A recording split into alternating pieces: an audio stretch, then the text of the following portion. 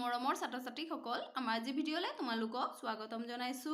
আজি আমি ক্লাছ 4 ৰ ইংলিছৰ লেসন নম্বৰ 1 ৰ এক্টিভিটি 16 ৰ পৰা কৰিম। তোমালোকে মনোযোগেৰে চাই যাবা। চোৱা, ইয়াত আমাক এটা কবিতা দিয়া হৈছে। কবিতাটিৰ নাম হ'ল হোৱাট ইজ পিংক। প্ৰথমতে আমি এবাৰ কবিতাটি পঢ়িম, তাৰ পিছত আমি অসমীয়াত ভাঙনি কৰিম। What is pink? What is pink? A rose is pink by the fountain's brink. What is red? A poppy is red in its barley bed. What is blue? The sky is blue where the clouds float through. What is white? A swan is white sailing in the light. What is yellow? Pears are yellow, rich and ripe and mellow. What is green? The grass is green with small flowers between. What is violet? Clouds are violet in the summer twilight. What is orange? Why an orange, just an orange? এতিয়া চোৱা, কবিতাটিৰ কবিগৰাকীৰ নাম হৈছে Christina ৰজেটি। এতিয়া চোৱা, আমি অসমীয়াত ভাঙনি কৰিম। হোৱাট ইজ পিংক মানে গুলপীয়া কি? তোমালোকে গুলপীয়া ৰংটো চিনি পোৱা নহয়, সেই গুলপীয়া ৰঙৰ কথা ইয়াত কোৱা হৈছে। What is pink? গুলপীয়া কি? A rose is pink by the fountain's brink. এই ফাউণ্টেন ব্ৰিংছ মানে এই পানীৰ ফুহুৰাৰ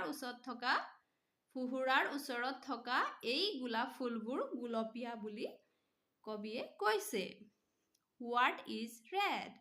এ poppy is red in its barley bed. তাৰপিছত চোৱা, ৰেড মানে ৰঙা, হয়নে? ৰঙা কি? ৰঙা কি বুলি কোৱা হৈছে। আৰু বাৰ্লি বা জবৰ শাৰীত থকা পপি মানে পপি ফুলবোৰ ৰঙা বুলি কোৱা হৈছে। এতিয়া চোৱা, হোৱাট ইজ ব্লু? নীলা কি? The sky is blue ৱেৰ the clouds float through. তাৰপিছত কোৱা হৈছে নীলা কি, হয়নে? আকাশখন নীলা য'ত ডাৱৰবোৰ ভাহি থাকে। তাৰপিছত চোৱা, হোৱাট ইজ হোৱাইট? বগা কি? A swan is white sailing in the light. বগা কি? পোহৰত সাঁতুৰি থকা ৰাজহাঁহটো বগা বুলি কোৱা হৈছে, হয়নে? What is yellow? Pears are yellow, rich and ripe and mellow.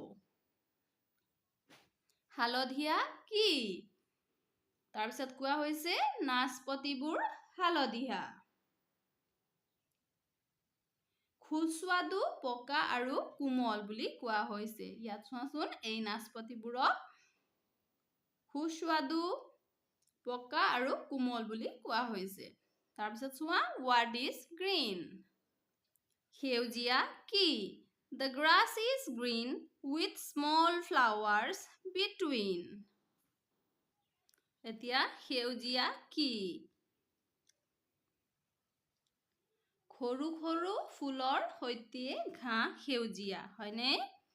তাৰপিছত চোৱা, হোৱাট ইজ ভায়লেট? বেঙুনীয়া কি? Clouds are violet in the summer twilight. গ্ৰীষ্মকালৰ গধূলিৰ ডাৱৰবোৰ বেঙুনীয়া বুলি কোৱা হৈছে। তাৰপিছত চোৱা, হোৱাট ইজ অৰেঞ্জ? অৰেঞ্জ কি? Why an orange, just an orange. কিয় এটা কমলা, মাত্ৰ এটা কমলা? মানে কমলা মানে কি জানানে? কমলা মানে এটা ৰং হয় আৰু কমলা মানে এবিধ ফলো হয়, হয়নে? কিয় এটা কমলা, মাত্ৰ এটা কমলা বুলি কোৱা হৈছে, হয়নে? এতিয়া চোৱা, 16b. Find the name of the bird in the poem. কবিতাটোত থকা চৰাইৰ নাম আমি বিচাৰি উলিয়াব লাগিব। Write a sentence about it. আৰু ইয়াৰ বিষয়ে আমি এটা বাক্য লিখিব লাগিব। এতিয়া চোৱা, কবিতাটোত আমি চৰাই এটাৰ নাম পাইছোঁ, স্ৱান, হয়নে? গতিকে আমি এই স্ৱানৰ বিষয়ে এটা বাক্য লিখিম এতিয়া চোৱা আমি ইয়াত লিখিছো swan a swan has a long neck স্ৱানৰ এটা দীঘল ডিঙি আছে হয়নে এটো দীঘল ডিঙি হয়নে এটো তোমালোকেও লিখি লবা তাৰ পিছত চোৱা 17 let's say these words aloud এই শব্দবোৰ উচ্চস্বৰে পঢ়িব লাগিব red bad white light pink bring hello mellow এতিয়া এই শব্দবোৰ চাচোন এই শব্দবোৰৰ শেষৰ শব্দৰ মিল আছে হয়নে red bad white light শুনিবলে একে একে লগা নাই জানো শব্দবোৰ এনে শেষৰ শব্দৰ মিল থকা শব্দবোৰক আমি rhyming word বুলি কওঁ এতিয়া চোৱা now write the rhyming words from the poem for the